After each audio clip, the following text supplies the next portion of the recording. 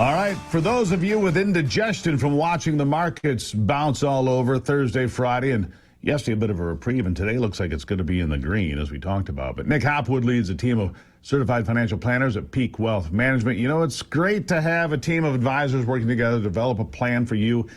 And one of his bits of advice is keep to the plan, stay the course. Do not panic. Do not hit the panic button. Nick, welcome back to the program. Nice to see you.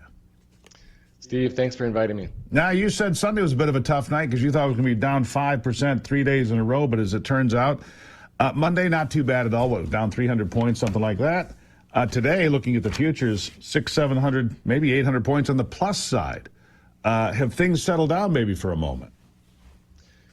A little bit. You know, we have a little bit of optimistic action here in the markets, but I just, recommend that everyone take a deep breath. Trust the plan is my mantra in times like this. Trust the plan that the president has put together, and trust the financial plan that your advisor has put together. And if your advisor hasn't done a plan for you, then maybe look for a change. Look for somebody different. All right, so let's talk about, you got some visuals here for the folks watching on streaming and watching on Real America's Voice and elsewhere. You've got some educational aids, as it were. So let's go through these. Yeah, Steve, this chart is nothing new. We've all seen it before. And, I just want to bring it up because I think that this market action is not all about tariffs, even though that's the headline risk. It comes back to the fact that we've been running $2 trillion deficits while tax receipts are up. We really need to cut $1 trillion out of the government spending. And if we have a $30 trillion economy, $1 trillion is a 3% cut, and that's a recession. So, we want the government spending down, but, the hard medicine could be the recession, and the tariff is just, one of the symptoms that we're seeing right now. Sure. I mean, look, during COVID, they were pumping in literally trillions of dollars being pumped into the economy globally. Here in America, in other countries, just pumping in, play money, monopoly money from all over, just pumping it in, pumping it in. Look, that was fantasy land. It wasn't real. It's time for an actual reset, isn't it? Yeah, I think it is for sure. And this is that hard medicine. I think Trump knows that he has to do it immediately. And then we have a nice rebound into next year. And then, the election is in November and people have short memories. So if he has this max pain as early on as possible, the midterms can look good for him. Well, absolutely. I mean, look, we talked about 1987 here in the break just before you came on. And you said a year later it was up 28%. If we're up 28% a year from now, Donald Trump will command the midterms, won't he? Yeah, and Anthony, if we have that chart here, we can show here we go. This is a chart showing 2-day declines in the magnitude that we saw on Thursday and Friday. So we were minus 10% at the end of the week. We don't know what's going to happen 1 year from now, but each time we've had an event like this in 1987, 2008, and 2020, we had huge rebounds 1 year and beyond.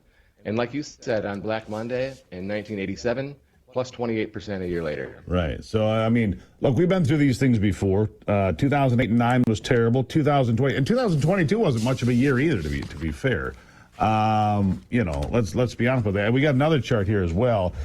Look, here's where people really make mistakes. I made this mistake once a long time, maybe about 2008 or 9. I got panicked and I said, put me on the sideline. And all of a sudden, everything came back in and everything went up, and I missed the upside, right? Happened. Yeah, well, Steve, in 2008, you were a young whippersnapper, so you could have been thinking more opportunistically and adding more in, okay, because you didn't need the money for decades. Correct. But now, imagine if you're retired today, okay? For you, I don't know how far away that is, but imagine, 10 years from now, you're retired, and now we're relying on our portfolio for income. Well, as you can see on this chart, if we need income right now, we don't want to have any market risk.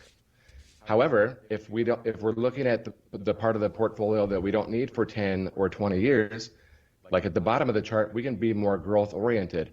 And that growth account is getting hit right now, but you don't need it for so long. It's okay. So again, you come back to trust the plan. Correct. And for all our retirees, this is the type of plan that we put together where the money that we need in the next 2 years is in the money market and treasury bills. The money that we need in 5 or 10 years can be more moderate risk. Beyond 10 years, we can be more growth oriented.